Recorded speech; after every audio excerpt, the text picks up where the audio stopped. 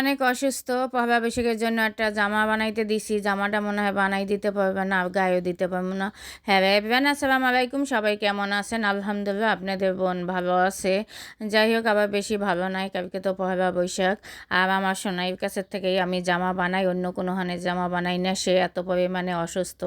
আমি সকালে গেছি মাপ দিয়েইতে যে জামাটা তুমি আর্জেন্টভাবে বানাই দেবা, রাত্রে এসে আমি ধুইয়া আয়রন করবো। কিন্তু তারপরে আমাকে যা কইব সেটা শূন্য আবার আমি পৃথিবীতে বাচ্চা নাই, মনে হয় দুনিয়ার থেকে গেছি গা।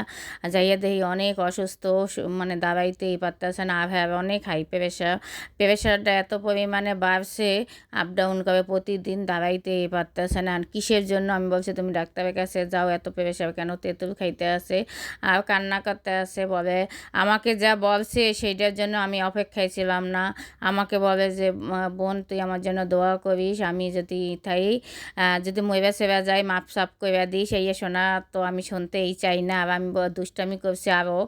যাই হোক, আমি দুষ্টামি করছি আর দেখি হে চোখ দিয়ে পানি পড়তে আছে। সে বলতে আছে যে আমি মনে হয় বাঁচবো না, এত পরিমাণে আমি সবসময় অসুস্থ থাকি। এটা শোনার পরে তো আমি অনেক কষ্ট করে, আমার মাইয়া পোড়াবে তুই দেখে রাখিস, 3টা মাইয়া পোড়াবে, সবাই খাবি, সবাই মাইয়া পোড়া আমার হাতে উড়াই দেয়। বলেন তো আমার ভাগ্যটা কত ভালো। কিন্তু অরিজিনালে কেউ কিন্তু দিতে চায় না। মেয়ে পোলা কিন্তু আমার হাতে উড়াই দেয়, স্বামী কি হাতে উড়াই দেয়, সেটা একটু সবাই আপনারা কমেন্টে জানাইয়েন তো। খালি সবাই মাইয়া পোলা আমার কাছে দায়িত্ব দিয়ে যায়, দায়িত্বটা আমি কতদিন পালন করতে পারবো। কিন্তু তার স্বামীরে তো আমার হাতে উড়াই দেয় না, সেটা দিতে দিবে সে না, বুঝতাম যে পরে আমি অনেক মজা টজা করে আইছি। আমি টুনুকে বললাম যে আমার কি মাম্মাম থেকে মা কবা? টুনু চাইয়ে রয়েছে, ও তো দুনিয়াতে কিছু বোঝে না। আর ছোটো পোলারে বললাম যে বাবা তোমার মাকে একটু সেবা করো, মা যখন না থাকবে পৃথিবীটা অন্ধকার হয়ে যাইবে। এই পৃথিবীতে মাই সব কিছু। ও যাইয়া মায়ের দেখি মাথা চুল টুরি করতে আসে। আর আমার শোনার জন্য সবাই দোয়া করবেন। যাই হোক, পয়লা বৈশাখে নতুন একটা জামা পরা হইব না, দুঃখের বিষয়। যাক, যে জামা আছে ঘরে ওইটাই পরতে হইবে না। আমার একটা শাড়ি আছে সেটাই পরবো।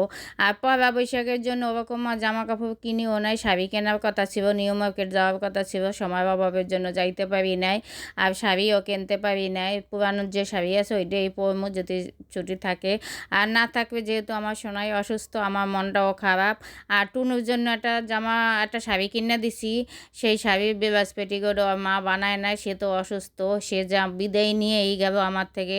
আর এই শূন্য তো আমার মনটা অনেক খারাপ হইয়া গেল। আমি বলছি সোনা তুমি টেনশন করবে না, তুমি টেনশন করবে দেখে প্রেশার বেশি। আর প্রেশার আপ ডাউন করবেই। তুমি ভালো ডাক্তার দেখাও, তুমি সুস্থ হইয়া যাবা, একটু আড়াচাড়া করো। তুমি এত কেন টেনশন করো আমার মতন এতই করো কেন? তুমি দেখো সুস্থ সবল থাকার জন্য হাঁটতে হইবে। নিজেকে নিজে যত টেনশন করবা অত অসুস্থ হবা। আর নিজের শরীরের দিকে খেয়াল করবে। তুমি ঘুমাও, ঘুম যদি ঠিক মতন হয় প্রেশার কমে যাইবে। সেইটা বলছে। আর সব চোখ দিয়ে যাবে পানি পড়তে